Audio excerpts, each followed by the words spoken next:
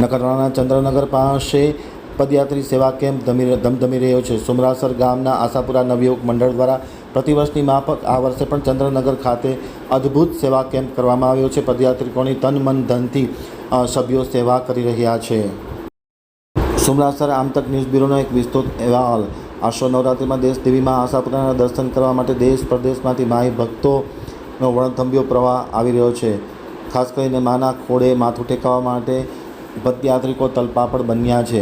કચ્છના રસ્તા પર ઠેર ઠેર નાના મોટા સેવા કેમ્પ ધમધમી રહ્યા છે. તેમજ પોતાના વાહનો લઈને પણ સેવા કરવા માટે મોટી સંખ્યામાં લોકો કચ્છ તરફ માતાના મઢ તરફ આવી રહ્યા છે. ત્યારે આવો જ એક કેમ્પ નખત્રાણા તાલુકાના ચંદ્રનગર ગામ પાસે ભુજ તાલુકાના સુમરાસર ગામના આશાપુરા નવયુવક મંડળ દ્વારા કરવામાં આવે છે. પ્રતિવર્ષની માફક આ વર્ષે પણ આશાપુરા નવયુવક મંડળ દ્વારા આ કેમ્પ કરવામાં આવ્યો છે અને પદયાત્રિકોની વિશેષ સેવા કરવામાં આવી રહી છે.